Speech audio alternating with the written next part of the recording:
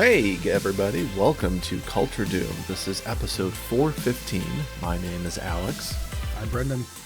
How are you doing today, Brendan? I'm fine.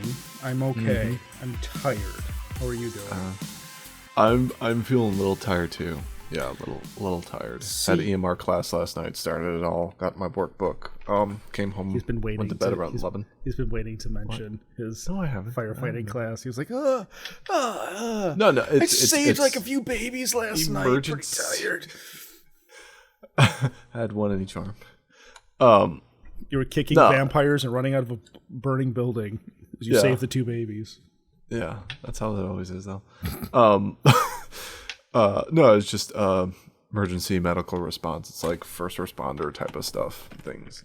So, got to figure out how to use a blood pressure sleeve, like the pressure, like the thingy. Yeah, the blood. This is the man saving you when you're having a medical emergency. The folks. barrel shroud, the thing that goes up. Well, yeah, you just like do the squeezy thing. Yeah.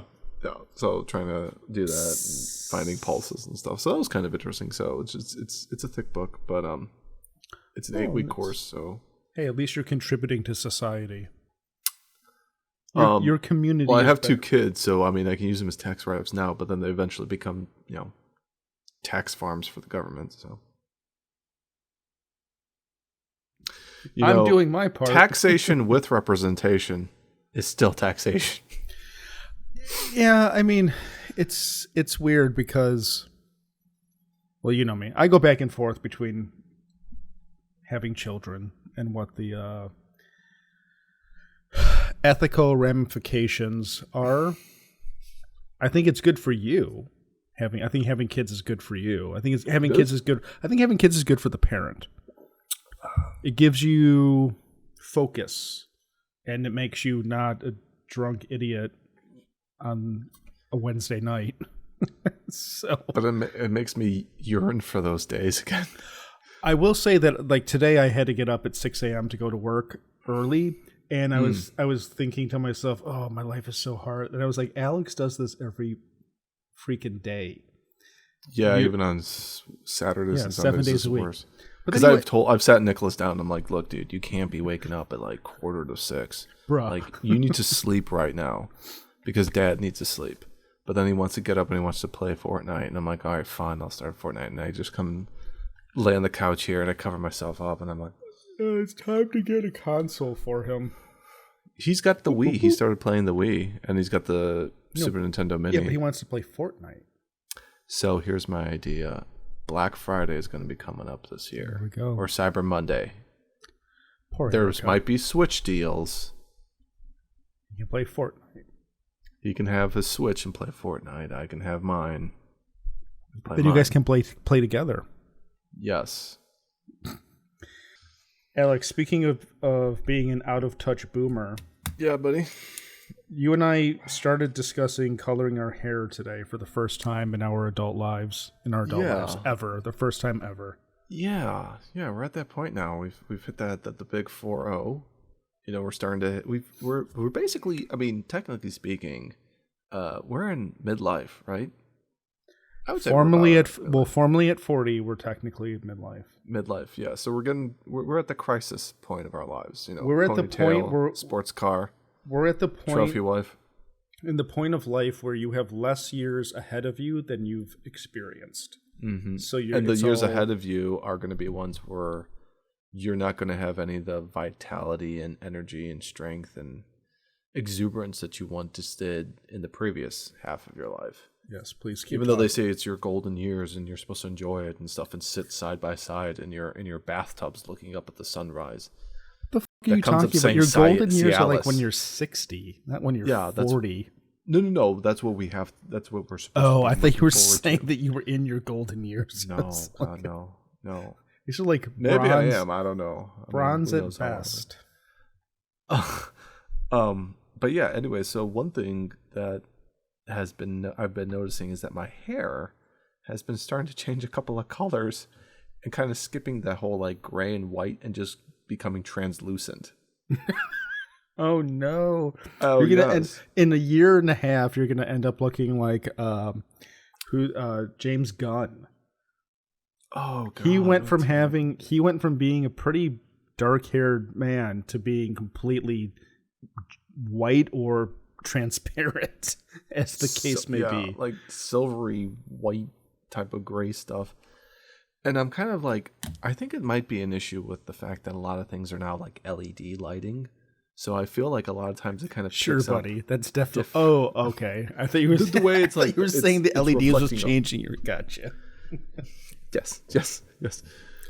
So I kind of noticed, well, because now I have LED lighting in our bathrooms and stuff. Like I've been noticing a lot more. Terrible. Yeah, I know. I'm starting to notice a lot more like hairs popping up like that, and I've kind of resorted to like kind of like plucking them, which I shouldn't. But I think to myself, Nothing wrong with plucking them. no, there isn't. Especially pubes. If Wait, you have gray pubes? I don't have gray pubes, thank goodness. No, I've been getting like hairs on my ears, and Erica's just like this part. Yeah, like right here. Yeah. Here. Yeah. Here, the little like little bit there, and then like on your earlobe. Yes. These little weeds. God damn, Alex, this is the saddest podcast we've ever done. But I have a little little electric battery powered thing where I'm just like, because Priscilla was like, when I had really long hair, you could never notice it, and then when I cut my hair, she was kind of like, this is something to be aware of, and I was just like, oh no, she's bringing this to my attention. Oh my god. Yeah, I mean, I'll get mine plucked and they're good for a while, but then they come back and I'm like, this is just going to get worse. And then sometimes Erica like looks at me and goes like, you need to trim your nose hairs. I'm like, I'll get onto it. Can't you tell that when you're looking in the mirror? I do, but then I'm just like, I don't want to do it, but I know I have to and stuff like that. Nose hairs and like eyebrow, like I've always done the eyebrows. Yeah, eyebrows has always been the fun. Like no unibrows. Trim your nose hairs, and now after the age of 40, make sure you pay attention to your ears. That's kind of where. Yeah. Although I have hairy toes too, not the best thing ever. Yeah, but mine has like a sprout here and there, but nothing. I mean, yours are pretty hairy. You son of a hairier. Fuck you, Alex. But anyways, going back to my hair, so I'm thinking like if I start doing like not hair club for men. Hey everybody, welcome to the new podcast. This is called Brendan Doom. Hey. I can't believe you threw me under the bus like that. I didn't throw you under the bus. No, you said the thing about the hairy legs. But it's one thing. It's one thing when I'm like, oh, I have hairy feet. You were just like, holy shit, they're fucking hairy. They do not. They don't look like hobbit feet or anything like that. I got told I had hobbit feet before, so. Anyways. Welcome to Brendan Doom again. No, but I was just wondering, like, if I started doing this, would it be acceptable for me? Do you think it's fine if you or I were to go and do something like this, like to start to preemptively strike any of these hairs of that sort? It's not like it's not like a huge amount of them are occurring, but I'm just like, I'm noticing there's more slowly creeping up. I would not judge you for doing that. The reason being, I'm not really concerned with my head hair at the moment. The grays are there, but they're few and far between. But you're gray. You at least get to the gray phase. I'm just going straight to like fishing line color. Yeah, no, oh god, I thought that was a gray hair, but it's just a reflection. No, my hair's pretty okay.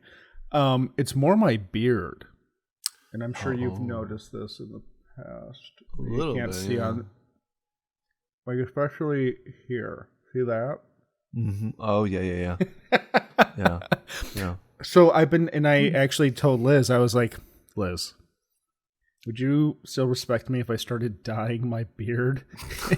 and Liz was like, no, but please do. So we'll see if I ever follow through on that. And now the fact is that if I've discussed this publicly on the show, then I definitely will not do it, because the main reason is people I feel will like, know. And I all feel 20 like, of them. I feel like the only reason like this bothers me in particular is that it looks like I have like snot in my mustache. Or you have some sort of food that you were eating and you never like. It's like soup mustache. Yeah, you know what? Nobody wants soup in their mustache. Yeah. So, but no. To answer your question, if you wanted to dye your hair, honestly, I probably wouldn't even notice. Your wife would, maybe a coworker, but you and I don't see each other in person that often. So, here. So, I mean, in life. Yeah. So it's harder. Like now, I'm depressed. I'm pretty sure that people on the internet are not going to be like, "Holy, have you seen that Alex is dyeing his hair on the newest Culture Doom?" Which we should do a live taping at Anime Central whenever, if ever we go there, and we can get all 3 people in the same room and be like, "Why don't you guys come up here to the front row and sit here? We got bags of Doritos." You wish that we would do another show. We've done shows at Culture Doom. Or Culture Doom. We've done shows at Anime Central. It was DoomCon. We did DoomCon 2012. Anyway, so do you do you think that you're going to dye your hair? It's just like black. You just get like dye your hair black. Yeah, I mean, I'd have to consult with my hairstylist. Because she's probably. I forget that you're Amish. Yeah, I have a in-house cosmetologist. So, but nothing that, I mean, as opposed to you, I've noticed it more on my head. Nothing really, anywhere else on my body, especially like my beard and stuff. Have you grown your beard out recently beyond stubble? Because I don't remember. No, apart from maybe letting it go for like a week or something. Because you might end up being like that Seinfeld boyfriend who was the swimmer who shaves his head. And you're like, I don't have any gray in my beard, and then you grow your beard out, and it's all gray. Mm-hmm. Yeah. Let's just thank Catholic Jesus that having a great head of hair. We have not gone bald. Yeah, that's true. So, I mean, that is unfortunate. Yeah, because a lot of times, like, nothing against bald guys, believe me. I'm not shaming anyone. I'm just like thankful that I have not. I've not constantly, but I've had nightmares about it where I've been like, oh, this is happening. You just wake up one day and you're like a Christmas tree in February. You just like the Christmas tree from Charlie Brown. I have dreams where I shave my beard and I'm like freaked out, and I don't know. It's just one of those things. When was the last time you were like fully clean shaven? Clean shaven was COVID. There's actually there's a pathetic Culture Doom recording of it. We did like a live stream, I thought. Oh, was it Corona-chan? Maybe right after that. I'd have to look up. Maybe after hours we'll look for it. Okay. But it was I shaved my beard and I was like, nope, that was awful. I am due for a major trim, but also like giving up on a social life, so I kind of went into hermit mode over the last. Ooh, thanks for Wizard Chan. We have 2 major topics that we talk on the show that kind of bookend death and dismemberment. Death and sex, or at least Apple products. Death and sex. Alex, stop looking. You always read the next article. Sorry. Well, because it popped up on screen. Yeah. Well, I'm Ron Burgundy. I will literally read everything that's on screen. This was the thing that was on screen first. And then I moved it over here, and you were like getting excited about the next thing to talk about. You did this last fucking episode. We talked about this. Well, I mean, I get excited for next product. So the 2 big topics we talk about on this show are sex and death. These are the 2 things that permeate, whether it's the next. And it's also what we complain about too. I never would complain about dying. It's like my number one thing in life is wanting to die. So, I wouldn't complain about either one. Well, we're in our twilight years now. We've talked about ways that I think it was Switzerland are letting people kill themselves. A+. One of those weird countries in Europe, yeah. And then there was the other one about you get put Finland, into like maybe. I'm thinking of weird Yeah, one of the countries. weird countries. The Nordic ones usually are weird. And then Yes. several years ago, we talked about how your ashes could be put into like a vial of some sort and then planted and a tree comes out or whatever the thing is. Yeah, so it's kind of like, why do you have to be put in the ashes of whatever? But there's new zany, wacky ways of being buried nowadays. Well, the newest one that just came out, this was talked about in CNN recently. Oh God, I just launched the wrong application because I was on the wrong screen. There we are. There we go. CNN is talking about sustainable till death do us part in 45 days beyond. Mushroom coffin, a last best wish for some. Okay. The idea here, you can see these people demonstrating burying a bunch of moss. It's like that monster from Creepshow. I was going to say Moss Man from He-Man, but okay. Oh, yeah. Both of those work. Did you have Moss Man? No. Okay. He smelled funny. I wonder if he was made from real moss or just fake moss. Speaking of weird European countries, Netherlands. Oh, the poster child Danes are always the weirdest ones, and it's always hippies. Yeah, it's never. I mean, look at that guy. I mean, what's he got? He's got his shades above his head, and he's got like the sweater around his neck. This one. Yeah, he just looks like the kind you need to like just hit with a car. He looks in Minecraft. He looks very Danish. Oh, maybe the Danish are like the Jesuits equivalent of the Netherlands, subverting the Dutch people. Was it gold? And hence, was it gold? Was it gold member? Where the gold member was Danish? I'm Danish. Isn't that weird? Danish or Swedish or Dutch? Dutch. It was something weird like that. It's all the same thing. Is that Gordon Ramsay over there in the background? It's f***ing raw. It's mushrooms. All right, there's enough memes for one segment. For those seeking to live the most sustainable way, there is now, or for those seeking to live in the most sustainable way, there is now an afterlife too. There now is an afterlife too. Gaben, will there be an Afterlife 3 sometime? No. Afterlife 2, Episode 1. A Dutch intrepid inventor is now growing coffins by putting mycelium, the root structure of mushrooms, together with hemp fiber in a special mold that in a week turns into what could basically be compared to the looks of an unpainted Egyptian sarcophagus. Okay. Which is, I'm guessing, that white thing?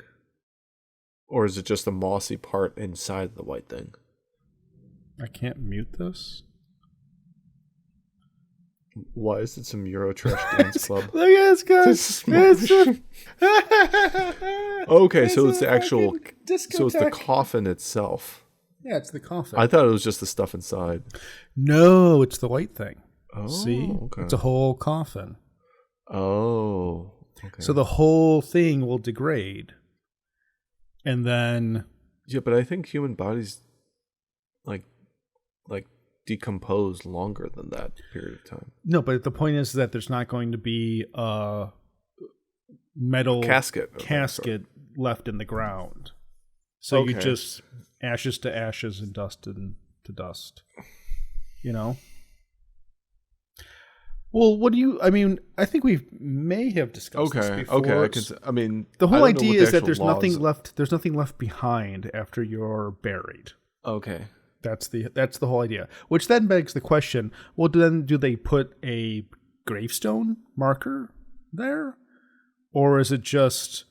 Why even bother at that point, though? Exactly. Put them in the ditch. Put them in the ditch. The coffin... Kneel fast, face the ditch. The coffin costs $1,000. The price of an urn is $212. This is according to whatever European shenanigan company. I don't know about you. That sounds like some communist gobbledygook. So they want the company Loop Biotech has a capacity to grow 500 coffins. Oh, sorry, there is $1,000 for the mushroom coffin, and $212 for the mushroom urn. This is a separate thing. Okay, so you'd be cremated and then put into the urn. Okay. I wonder how they would do that without a casket, though. The cremation. No, there's like a certain way of, I don't know how they do it in Europe, but I think that there's like a certain way that you have to be cremated. Like there's a special type of oven. Yeah, it's a whole process, but yeah, I can understand. So you'd have to pay for the cremation service, and then, excuse me, which I'm guessing still probably costs less than the casket. I'd imagine. But then if it's an urn, you really can't keep it on like your mantle or anything. No, the urn is supposed to be buried still. Okay, so it can't go into like a mausoleum. No space. You're not the whole okay. Alex. Okay. Senpai.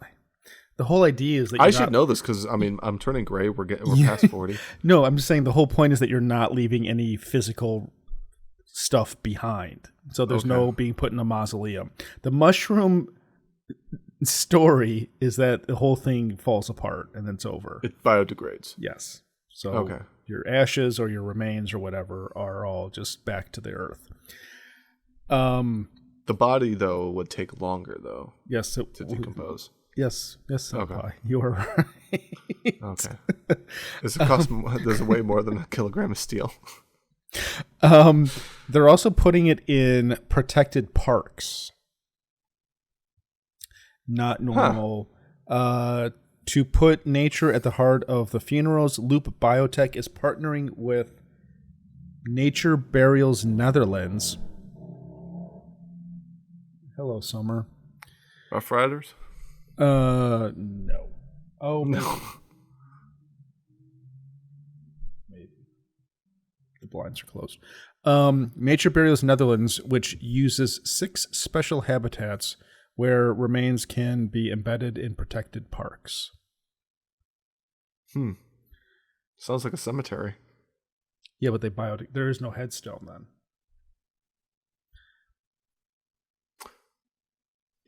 You're just fertilizer, essentially. That's the whole thing. Why even bother then with the caskets? I mean, I don't want to sound big very edgy boy, Alex. Edgy boy, person here, but it's kind of like I don't know how far deep do they have to bury somebody in Germany? Are you asking me this for real? I mean, yeah, because I'm wondering. Okay, so I have to look this up. I heard something supposedly like there's some law in Germany where like you're buried for X amount of years, and then like they move you, or they're dug up, or they can put somebody above. There's something weird with that, or maybe it's a certain state in Germany that has those types of rules. No, you're not wrong. Here is an article from How Stuff Works. What's the deal with Germany's strict burial regulations? Who are the ad geniuses that came up with this one? Why are there so many graves in Germany? Oh man. Awful. Cemetery obligations. 1934 law. Oh, you know who was in charge in the 30s? Germans. Unless your loved one dies or lives or dies in Bremen, it's against the law to spread their cremains anywhere in Germany. So forget spreading grandpa in his favorite fishing lake or grandma in her garden. Well, you just don't let the federales know. A 1934 law. Huh. Mm-hmm. Oh, maybe that's what I'm thinking about, the cemetery plots leasing. Due to space limitations. Because Germany is a very tiny country, apparently.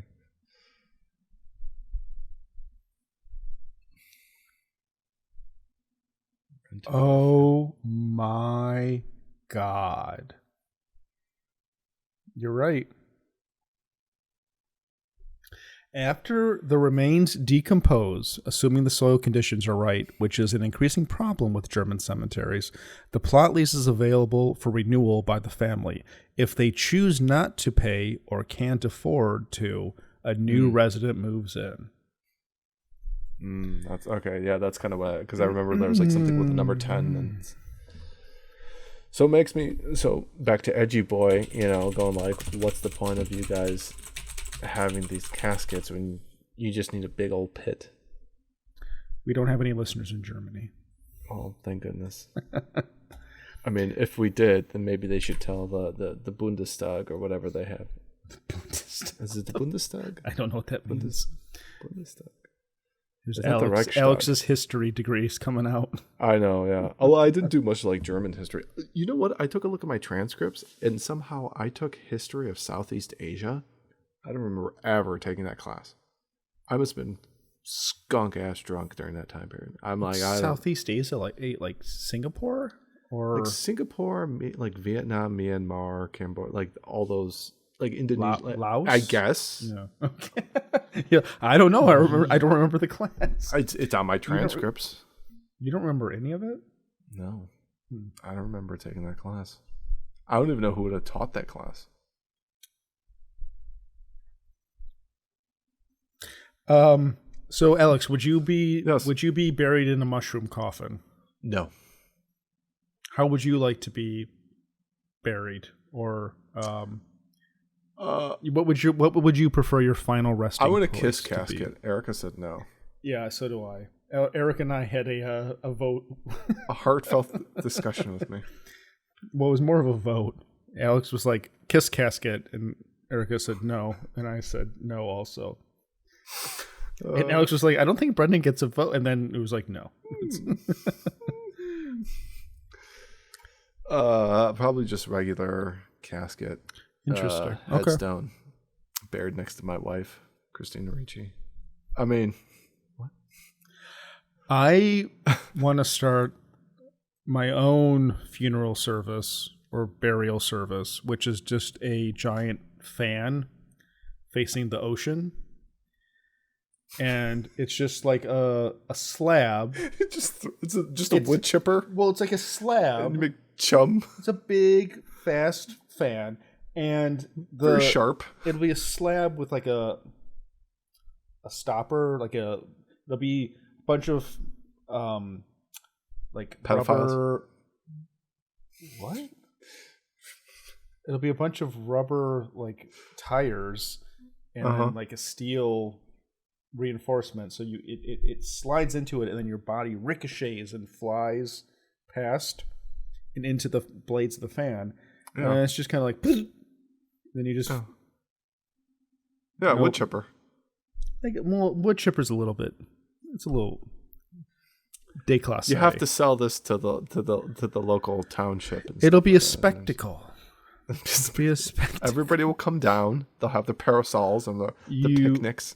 Yeah, just make sure you're not camping below or on the beach below. Well, that's what the little kids would be there, and then they get sprayed, and they're like, "Yay!" Realistically, we also give out free Hep C shots, just to let people know. What I mean to say is I kind of really appreciate the Tibetan sky burials where they just throw your body onto the plains and the vultures just come and take everything away and that's it. It's just like I should do in Germany.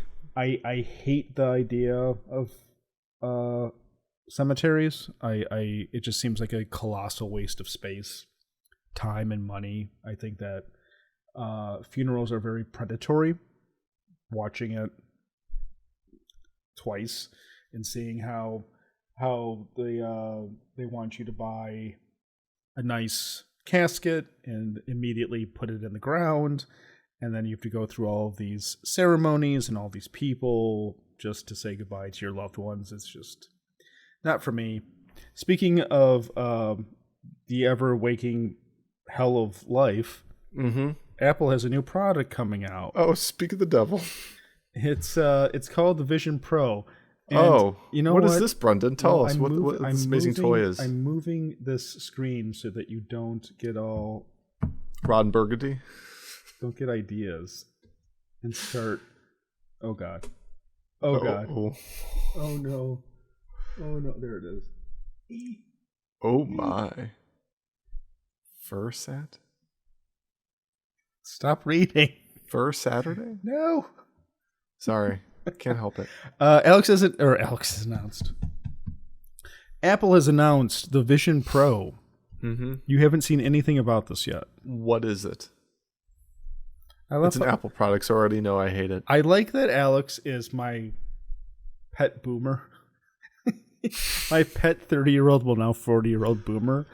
I watch Rockford Files, dude. I mean... Can I watch my Rockford Files on the Vision Pro?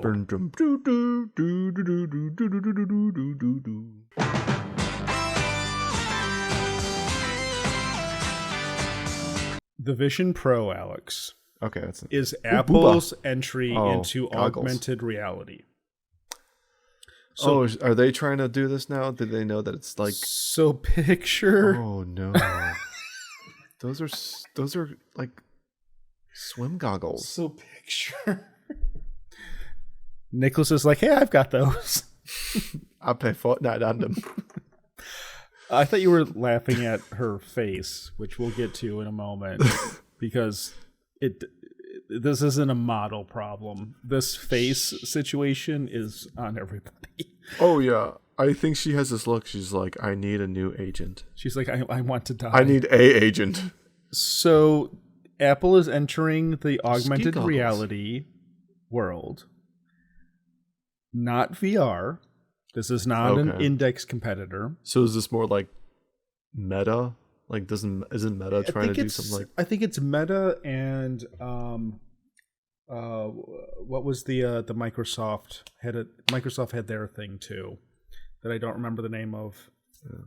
At the moment, was Google Glass kind of like Google Glass was the original product, which if anyone remembers, big fan. I was a big fan of Google Glass, and I actually... You were the only one, apparently, because I was the only one. People were very... We'll come back to Google Glass, because I have... It's all interconnected. I have thoughts about this. I'm not a happy person right now. Uh-oh. So it's the same idea. You've got a UI based on iOS. This is called... Spatial OS or something? Touch OS? It's like a heads-up display of a sort. Yeah. I don't remember what it was. Vision OS, maybe what it's called. I don't remember. So it's all controlled by your eye line. You don't. So is this kind of utilizing some of that like eye tracking technology that they have in like phones, along with like Face ID and all of that sort of integrated in some capacity? Yes. I don't remember who was talking about it, but someone was saying that the eye tracking is actually really, really impressive, and that it's the closest. Marquez Brownlee. Brownlee. Browley. Brown. All I know is Will Smith's. Oh son. Yeah, like Marquez Brownlee. Like that's the only thing I know him from, but. He does a lot of like Apple. He's a big Apple fanboy. Like it's fine, I get it. But like he was saying that the eye tracking was really impressive, and he called it. I know I don't want to say it, but it's magical to like the way that it can track your eyes of what icons you're looking at and activate them, which sounds promising because it doesn't use any controllers. It's all gesture based and eye line based, voice commands. Yeah. So if you're using the eye tracking to kind of, I guess, highlight certain so that's how she chooses which app she's going to run. She uses her eye line. So then once your eye hits like, okay, I want to use Safari, do you then just use a voice command at that point or a gesture of some sort? Or is it something where like, if you look at it for X amount of seconds? You do this. Okay. There are cameras all over the headset, and then you can just... And he was saying that he would, if he moved his hand and he accidentally touched his fingers together, it still registered it, and he would accidentally, so he had to get used to just kind of deliberately putting his fingers together. Yeah. basically be kind of like motionless, like you're at an auction or something. So 4chan, being 4chan, was watching this video during I think it was on Wednesday was the presentation, and they were like, my favorite part of the presentation was when they were showing how good it is to watch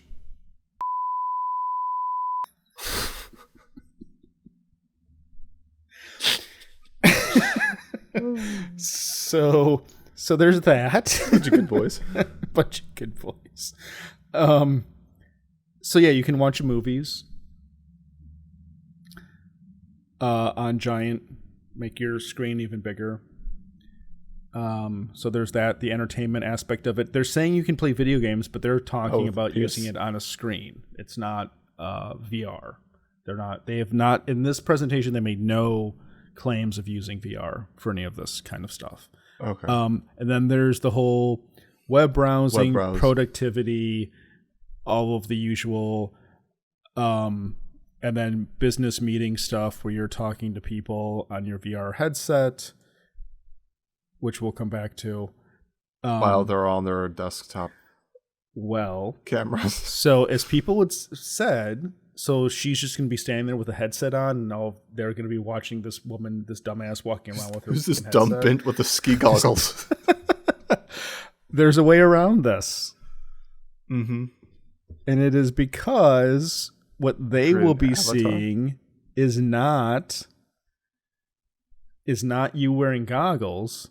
They will be seeing your 3D avatar that it generates from your actual face and makes into a 3D person that shows up as your FaceTime persona, basically. Your character from Mass Effect. Your character from Mass Effect.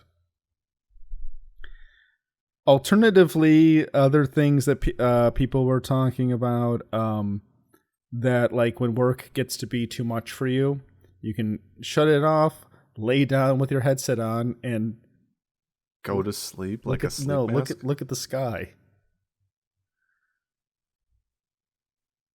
She literally lays down, changes her screen to be the blue sky. All right. So, next question, Alex. How much would you pay for an Apple Vision Pro? Oh, I'm going to say it's... I'm going to say out the door, it's probably going to be between 35 to 4. I can't see it being anything less than that, knowing it's an Apple product. Are you a genius? Oh, shit, I called it. You called it. Holy Good job, buddy. $3,500. It is an entire computer. It has an M2 Max or M2 Ultra chip in it, and some other new chip called an R1 that does spatial stuff. The thing I meant to say about this, this seeing their face through it, it's not actually their face. It's a screen. It's a screen. So that's why it looks projection. It looks funky as hell. I think that's stupid. It looks like those creatures from Chronicles of Riddick that they have on leashes that like kind of hunt down people, and it's got like this. It kind of looked like that thing. Is that thing wireless, or because she has like a it's cord going to a battery pack. Battery pack lasts 2 hours. Okay. So, is there an option to have it USB hooked up to your tower? I have not. Oh no! It's a self-contained computer. If anything, there's an option to have it tethered to a outlet. It's a computer. It's not it's not something that you need a GPU pass through. The GPU is in. It's all integrated. Yes. Okay. It's all Apple's system on a chip thing. All right. Next question with this. Okay. Yes, I don't know if they released this information in the presentation, but will there be various different models of this? Various different types of... At this point, there is only specs? one model. Okay. It is just the $3,500 version. 28 million pixels, 2 4K displays, on either side. If you have glasses, if you are a, let's just say an evolutionary flaw, you have to pay like $150 extra so there's like 60% of their user base right there. Different lenses, custom glass lenses put in to the thing. And I'm guessing that includes people who use contacts and stuff.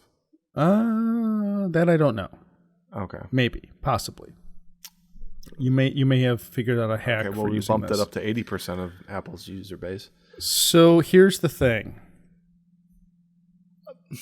I think this is amazing. I love it. Certainly no possible way I would ever spend $3,500 on a headset. I was reluctant and ultimately didn't buy an Index because I couldn't justify the price of entry for one game, of which there has not been anything else that has caught my attention. Yeah. And it's honestly, for a lot of those other VR headsets, that's kind of my biggest issue that I have with those. Well, like, what games are there? And here's my point. Use it. Yeah. This isn't a VR headset. I'm much more interested in AR than VR because I'm not as much of a gamer. And so having something that can do the things that this purports to do very well and that people say it does very well that have used it, at least on YouTube, this is a step towards the Google Glass world that I wanted to embrace in 2007. And I was not someone who was freaked out about privacy. I was not someone who was freaked out about looking stupid wearing this thing. I loved the idea of the Google Glass, and I desperately wanted to be part of it. And I've never forgiven civilization for rejecting it like a bunch of plebs and being scared of it. So, well, because it wasn't hip and cool like Apple. And that's why I think that this has a chance at being a thing. Well, yeah, I mean, I mean, you can have a pile of dog, but the second you slap a Star Wars logo on it, it's a Star Wars pile of dog. Do you think that since now Apple is doing this, that there might be a resurgence in interest possibly from Google and other competitors to come out with augmented stuff again, where Google might want to try to build upon? Because if they've been ever trying to do anything with Glass since they released it, or was it pretty much just like, this is it? The successor to Google Glass was Google Cardboard, which was using a smartphone as the screen for a VR experience. Like I have this? Yeah. You've not seen this before? No. Because didn't they have something? You've not seen this before? Sorry, I'm just shocked. There was a whole line of VR products. Samsung was doing them too.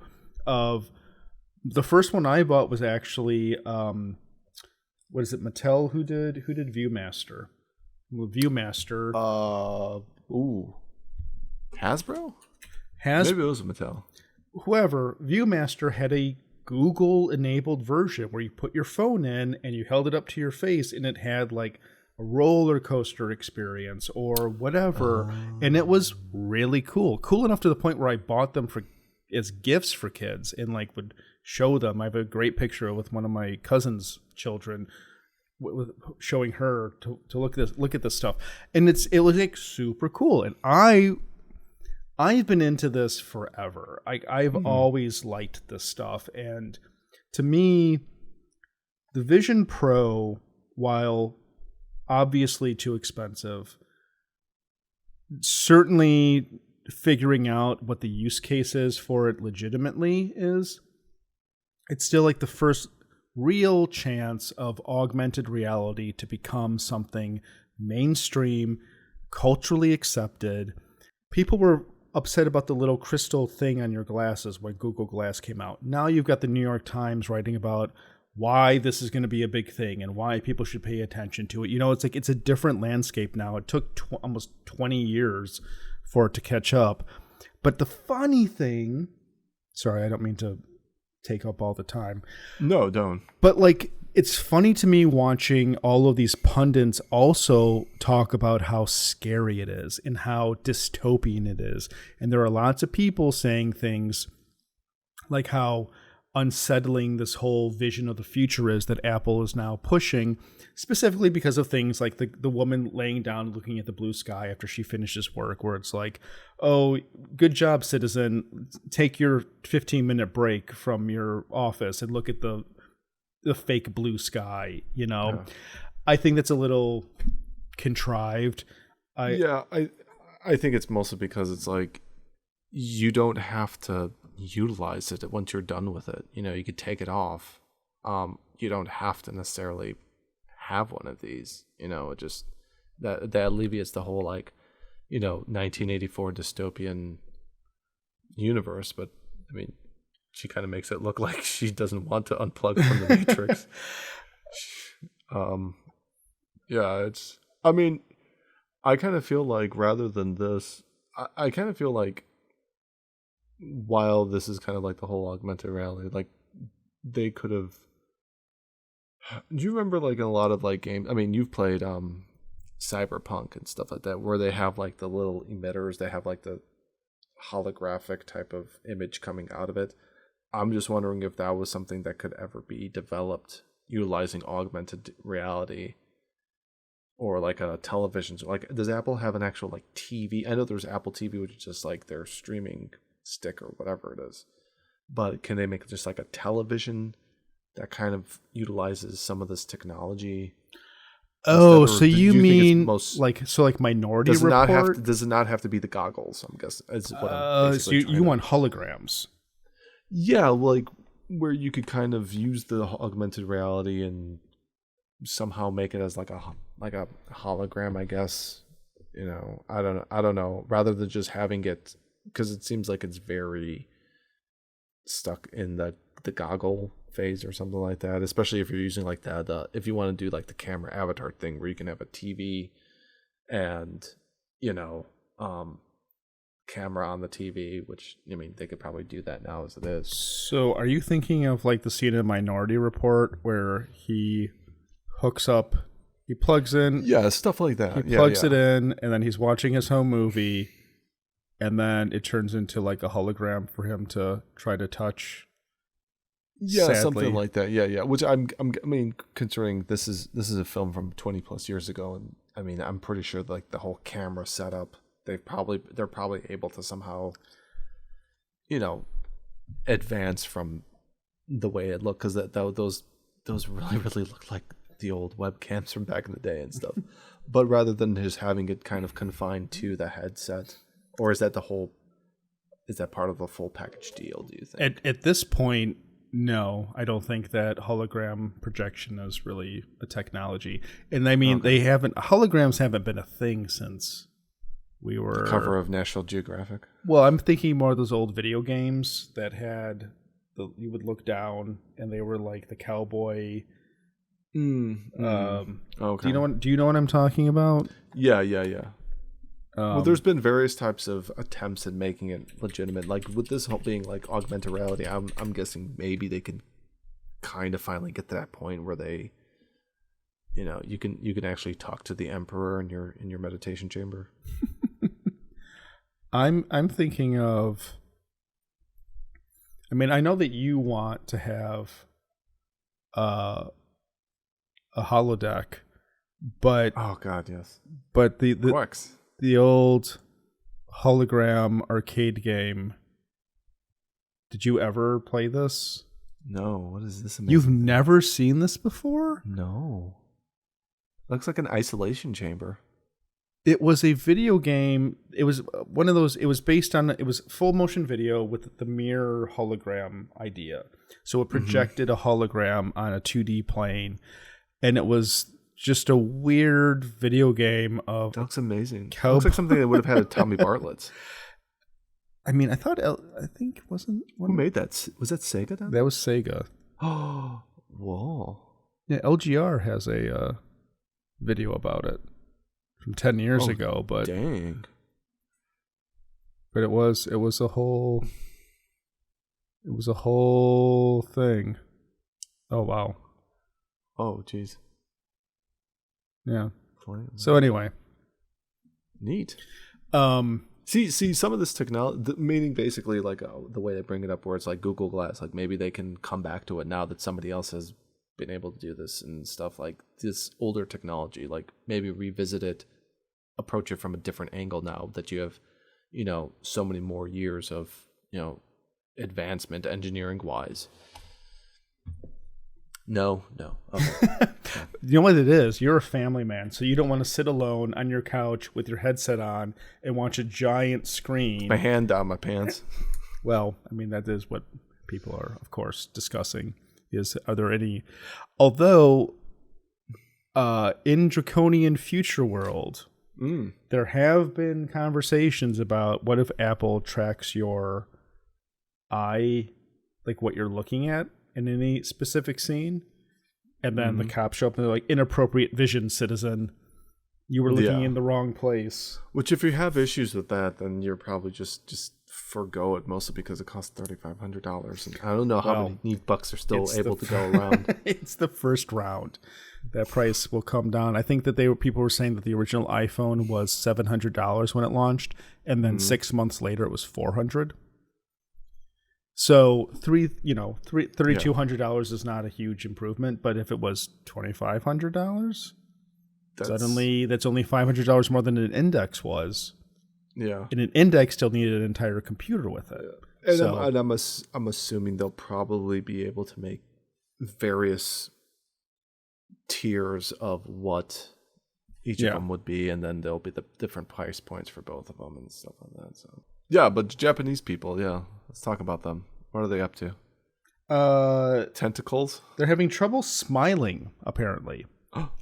Nani? The Japanese, after last 3 years in lockdown, in a typically wonderfully Japanese fashion, people in Japan who got used to face masks during COVID are attending smiling lessons. 55 people off. A poll by Japan's public depressed broadcaster NHK last month showed 55% of people were wearing masks just as often now as when government guidance was in place during the pandemic, which just 8% have stopped with just 8% having stopped altogether. Contrast that to the United States, please. Senpai, pull up those numbers. Intern Gary. I'll go a little bit into the meat of this article, but this is indicative of the Wagyu of this article. Yes. Well, there's an interesting occurrence in cultural paradigm between the United States and the West in general, frankly, and Japan and Asia in general, which is that Asia is very... I don't want this to sound insulting because I don't mean it that way, but it is very herd mentality. Yeah. It is very conformative, which is ironic because so much of their artwork and pop culture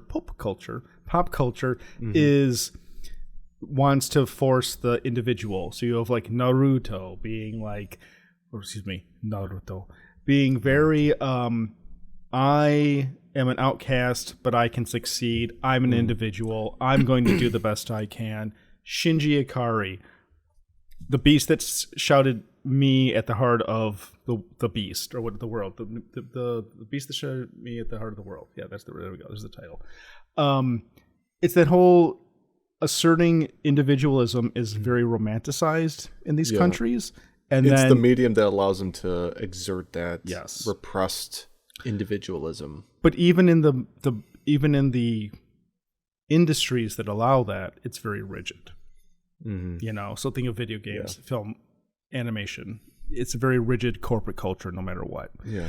Then even the United States, which are like, we're not even going to do it when we're supposed to do it, let alone when they tell us not to do it. And I think that it's sort of like both sides are overcompensating. I would as much of a pro-individualism person as I am, the U.S. can go overboard sometimes. I have to admit it. Like there are times where we get a little bit too self-centered and not looking out for everyone. But at the same time, we don't want a welfare state, or some of us don't, and we want people to be responsible for their own decisions, blah, blah, blah, blah, blah. Meanwhile, Japan is like, oh no, we're all babies and we need government to take care of us. Both sides, very bad ideas. It reminds me of, I don't want to cite this because I don't remember much of it because it was a TED Talk, but they were talking about having children that succeeded more when the teacher wasn't involved versus when the teacher was very involved. The Asian students were like, we need someone to tell us what to do, and they did really well at it. But then like the American kids, when the teacher was like, do what you think is best, they excelled in those situations. Anyway, so people in Japan who became used to wearing face masks during the pandemic are signing up for lessons to teach them how to smile again. When you were a responsible member of American society, Alex, think way back. Yeah. How far back? Did you smile when you had your face mask on, like just naturally?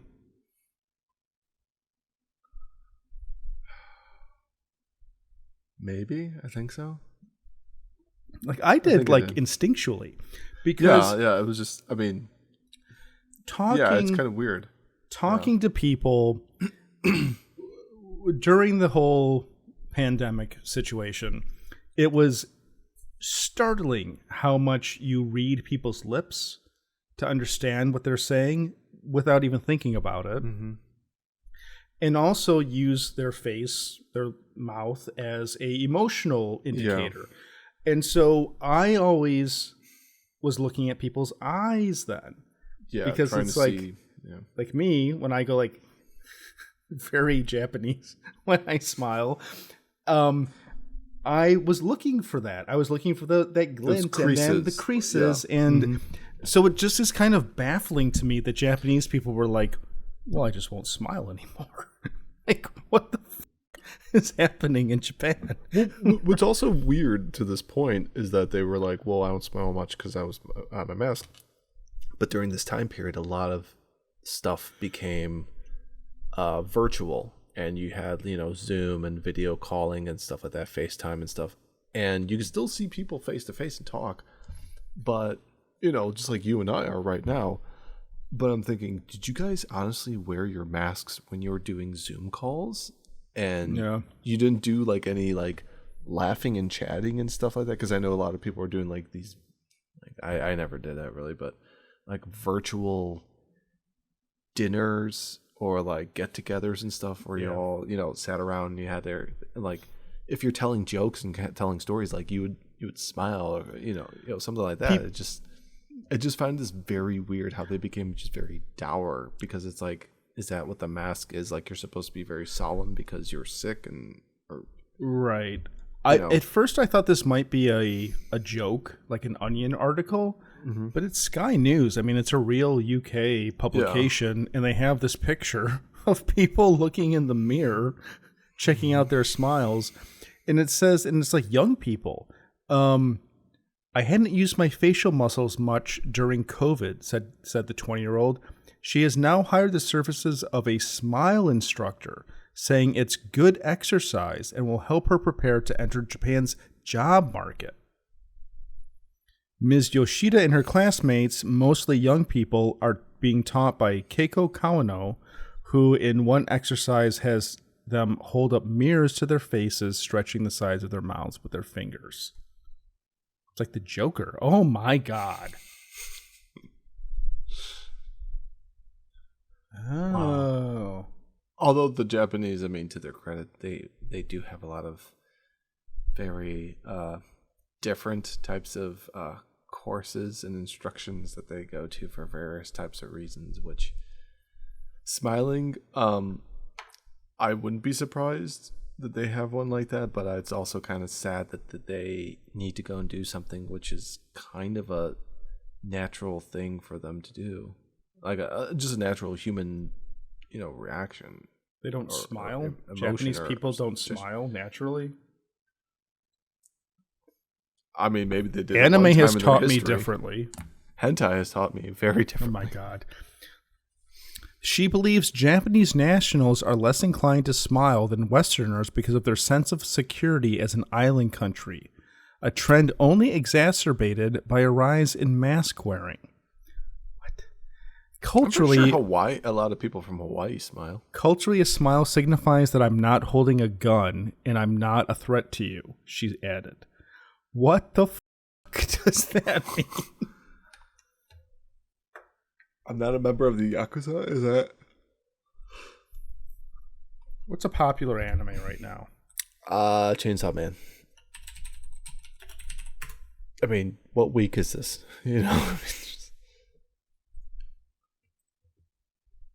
Smiling. Mm-hmm.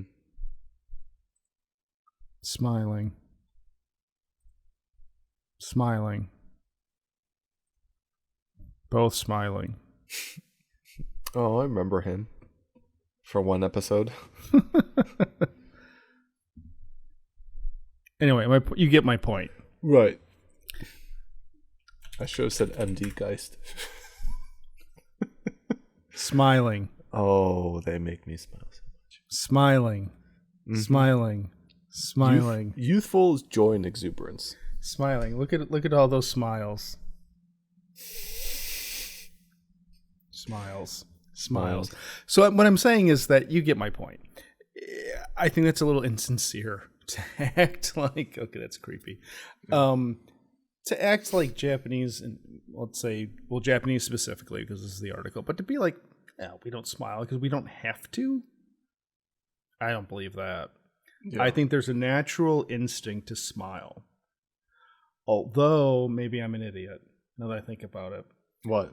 Because I do this thing where I smile at people just because I'm being like friendly. Uh-huh. They don't want to smile back, and I feel like then it just makes the entire elevator ride uncomfortable. It depends on the person. Like some people are just kind of weird, like they don't even make eye contact with you when they pass you in the hallway. There's a Seinfeld thing where like he says about like walking past people and you kind of do like the the nod. Mm-hmm. It's just like, or you go and then go. Mm-hmm. Yeah, no, that's what I like. It, not even, I wouldn't say even coworkers, but people who work in the same building as me. I'll just be like, just like a quick like smile, and it's just like I acknowledge your existence. Yeah, and I like wish I'm not going past like students going like, I'm not wishing I'm not wishing you any direct harm. I don't have a gun. I don't have a gun. That's when I'll really be smiling that I'm standing over you. I don't have a gun, and I'm not a threat to you. Yeah. As our friends on the East do. East Coast. East Coast. Far East. East Coast of the Far East. So, I don't know. Japan, get it together. Or maybe stop being weird. Well, also, like, some of these people, like the one person was, like, 20 years old. So it's like, okay, you were, like, 15, 16 when everything occurred. I'm pretty sure, like, when you were, like, in your mid-teens, you were smiling and laughing a lot. It's like, how do you forget how to smile and stuff? I'm just saying, in all of Japanese media, smiling is not, like, a taboo, weird thing or an occasional thing. It's a normal part of their pop culture. So... Yeah. It's one thing I would understand more if they were like, oh yeah, I don't want to like smile at someone walking by me in the street. That's fine. But with your friends and family, are you telling me that you don't smile? Get the fuck out of here. Yeah, bullshit. I think they're full of it. Whatever. I don't know what's wrong with them. You and I sat down this past week and watched one of the defining Gainax films, if not one of the defining anime motion pictures of all time. I'm talking about Royal Space Force, The Wings of Honneamise, also known as Honneamise. Another time. Another land. Another chance. Manga Entertainment proudly presents The Wings of Honneamise, a beautifully animated epic tale about Shirotsuke Ladat, a member of the ridiculed Royal Space Force who volunteers for the first manned spaceflight. From his interactions with Rikini, Mari, and General Kaiden, he learns that the mission not only holds responsibilities to his own dreams, but also of mankind.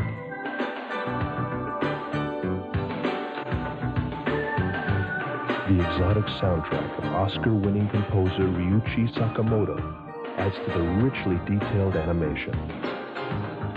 Empire Magazine's Jack Yovel gave it 4 stars, saying, "Animation equal to anything from Uncle Walt."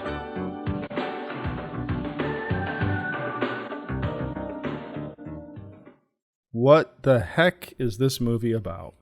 Oh, it's Gynex's very first production, correct? That is correct. If I'm like, okay, and it's a whopper of a movie. 2-hour runtime. 2-hour runtime. I think it had a budget of like under 1 billion yen or something like that. It was like something high. It was like budget was 800 million yen. Wow. $5 million US in 1987. Yeah. 87. Yeah, 87. Basically what it is that it follows what's occurring is that I'm guessing there's it's not a war, but there seems to be like a tension between the kingdom of Honneamise and then a separate country that's neighboring them due to political reasons and things such as that. And there's a decision by the government of Honneamise to create like a space force division from their air force. And it follows the main character Shirotsu, who wants Ladat. Sure, it's one of those weird Japanese it's like futuristic names. I say it's a Japanese future name. Shirotsu Ladat. Yeah. And how he wants to become a pilot, and he doesn't quite make the cut for that purpose, but he's able to end up joining up with the Space Force, which are kind of a ragtag bunch of guys that kind of get laughed at by the rest of the Air Force military because they're kind of this, your plans of making a space version of our force is not going to work out, and how they basically attempt to persevere in both personal and public life to try to attempt to make a successful space launch in the midst of this rising tension between Honneamise and this neighboring country. Yeah, it's pretty amazing to think of Gainax going to Bandai and saying, we want to make a movie. And Bandai is like, okay, what's the movie? Like, it's about a fictional world's first attempt at manned space flight. Mm-hmm. And they're like, well, is there like a lot of like action in space? They're like, no, there's no action in space. Oh, okay. And this being Bandai, well, are there robots that blow things up? So there's aliens when they get to space. No, there's no aliens in space. Well, there's got to be like a romantic, like a sexy no, there's no sexy romantic interest. Although Rikini's we'll get to that. Yeah. Rikini's kind of best girl. No, yeah. Just look at that. Look at that cutie pie in her Bible. She would be loyal to you until your last breath. The Tradcath wife. Tradcath, alternate Earth timeline girl. Although might be a prostitute also. Not sure about that. There's allusions to that. So, yeah, like the entire time I was watching this, I told you, I saw this when I was 15 years old. I have not seen it since. The whole time I was watching it, I was thinking, aside from Ghibli, They don't make this anymore. No, and that's something I've never seen it before. I've heard about it many times, because it's a very classic, iconic, groundbreaking type of film, especially since it's made by Gainax, and apart from two other massive Gainax things, Gainax really didn't do that much. I mean, there's Otaku no Video, but that's a separate thing. Eva, Gurren, Honneamise. They also did Secret of Blue Water, which is Anno's first film. Oh, Nadia. We'll talk about that sometime. Okay. We'll talk about that sometime. But this is like when Gainax was, I mean, this is their thing. This is their original thing. Yeah, and current Gainax is Dead. I don't know, licensing company for Ava shit, unless that's all been taken over by Kara and stuff. No, like Kara sued Gainax. Okay. Hideaki Anno literally sued Gainax to get Evangelion away from them. I'm not kidding. Yeah, so they're like basically modern day ADV films at this point. Yeah, it's something that they don't make anymore, because when you see how crafted and detailed the world that they've created in this film, it looks very similar to something like a Miyazaki movie, where it's like, the setting, the art design, the way that the buildings look, the clothing of the individuals, just the overall feel of this live world that's all hand drawn and stuff. And I feel like it's something that they don't really go that much and do anymore days now, presently, even though they have a lot more advanced computer graphics and computer assisted hand animation, hand 2D, whatever they want to call it now. But this was all hand drawn, hand detailed. Like, the detailing in some of the buildings is just fantastic. The mechanical designs of the planes, and the little motorcycles and stuff is really, really great stuff. I think, like you were saying, craftsmanship. The world building is insane. Where at times I was more interested in the actual world than the story or the characters within that, and I feel like that's something that I've kind of come to appreciate more in the years now as I've gotten older, where like I got to a point when I was watching Game of Thrones even, and I'm like, I could care less about the people because it's just a squabble between cousins and family members, which happens all the time. I want to know more about just the universe that they exist within, rather than anything. But at the same time, this was, it was an all right storyline in my opinion, but it's a little thin. Yeah, but the world, like the setting that it takes place in is fascinating. Also, the way that they had portrayed the I guess protagonist or country, I guess, that they're dealing with in the storyline, how they kind of have them. They kind of created like their own language. I don't know what language they're speaking, if it was a real one or not, but the way that they kind of are like making them seem like they're foreigners. Yeah. And then they translated it on screen in Japanese, but then they subbed also into English. Yeah. Because it was like a fictional language. I'm pretty sure, like Romulan or whatever. Or, Klingon. There you go. Yeah. So I've never heard of Romulan. I've never heard Romulan before. You'd think I don't know if they've ever done Romulan. You'd think they would have done that by now, but they haven't. Yeah. No, I mean the story itself is epic in scope, but like it is just kind of a bit thin on, let's say, versus Apollo 13, where this is just kind of, I mean, hell, the main character decides to be an astronaut because he wants to get laid. Like it's more delicate than that, but fundamentally, it's like he meets a girl and it's like, ooh, she wants like a hero, and I want to become a rock star. I'm going to become a rock star, and then he kind of falls in over his head because of it, which is fine. The thing that separates it is the moments in the story are so notable. Like it's not the broad strokes; it's the gentle moments and like you talked about earlier, the R word scene is fascinating. It's a weird scene, but it's it's telling about it, like says a lot about the characters. Where, without, I don't want to say too much, but you know, our female character, main female, is like, oh, I'm sorry that I overreacted. You're such a great person.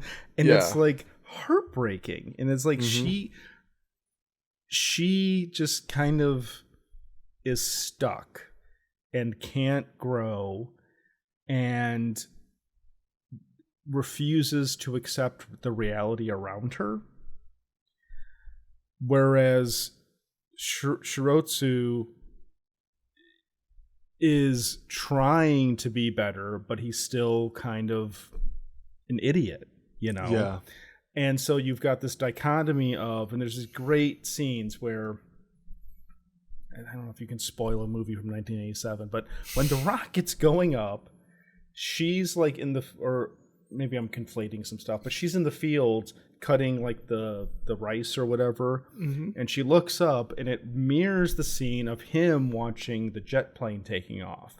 And it's like, here's this guy who wants more out of life, and now he's in a rocket going into space, and she's grounded in this potentially misguided religious ideology and also unhappy, but she's not giving herself wings at all. And so it's these two scenarios, and you know, him talking about like, did you ever think that you could possibly be the bad guy in your own story?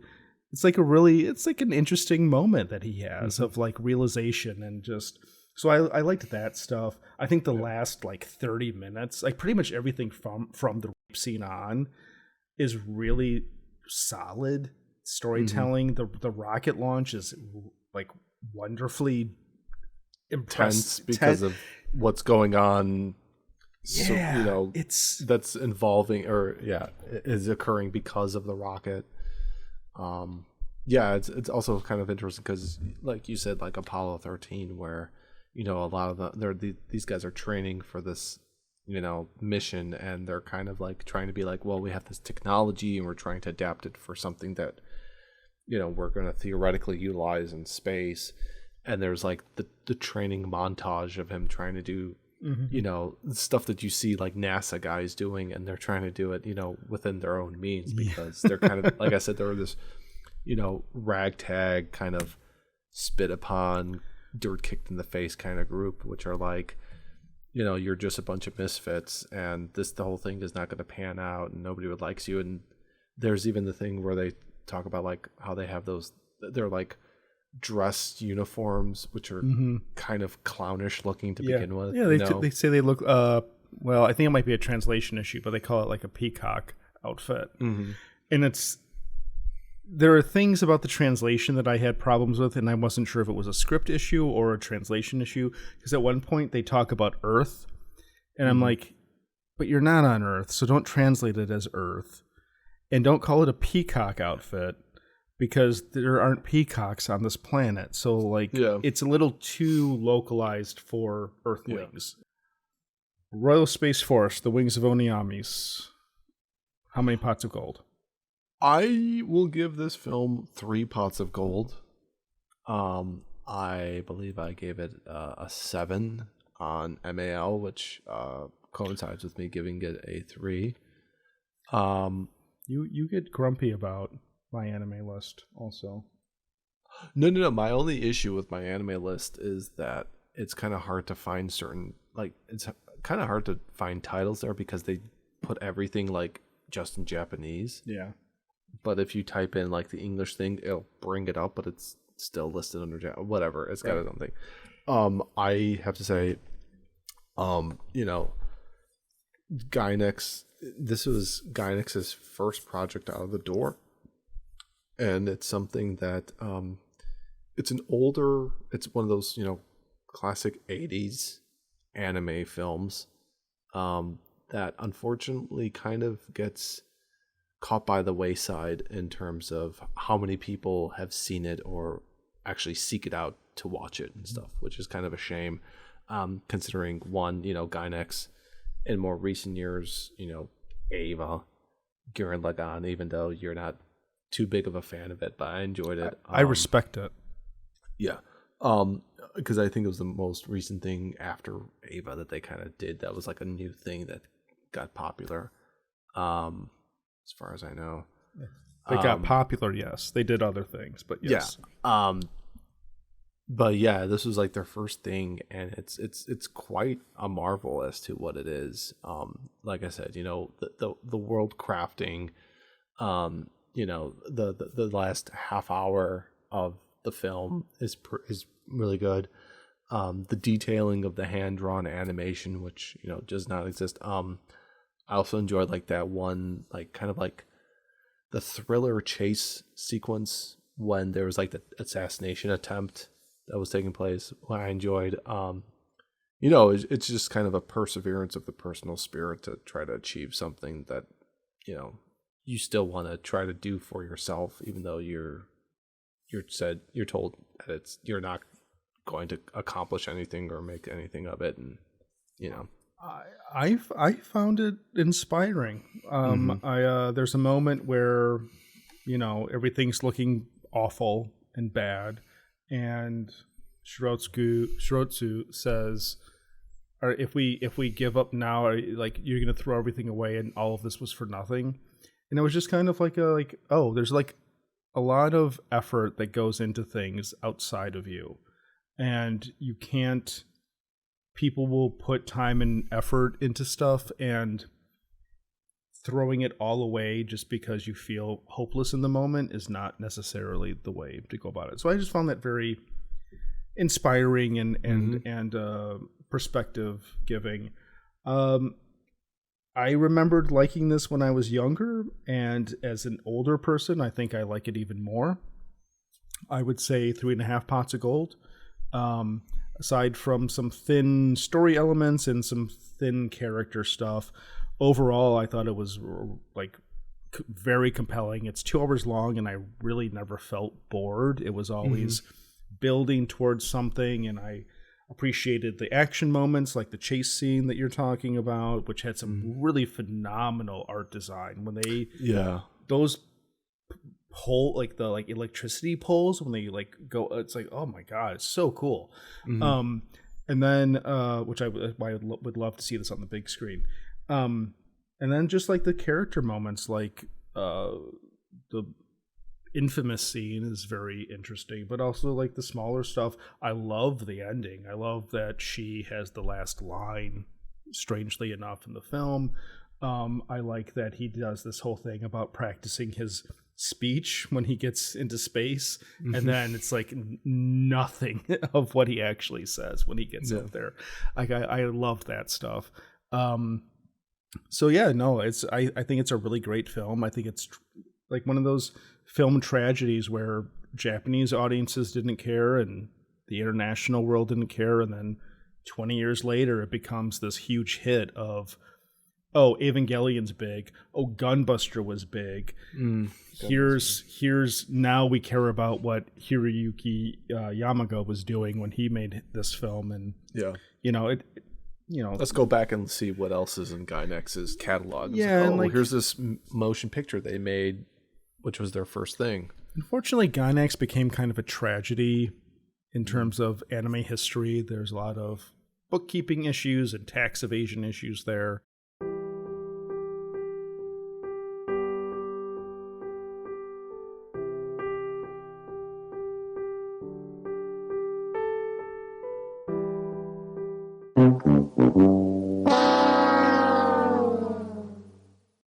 Anyway, Alex, great anime we watched together this week. Very fun to do that with you. We talked about a lot of weird stuff. So would you please do me a favor and wrap up episode 415? Certainly.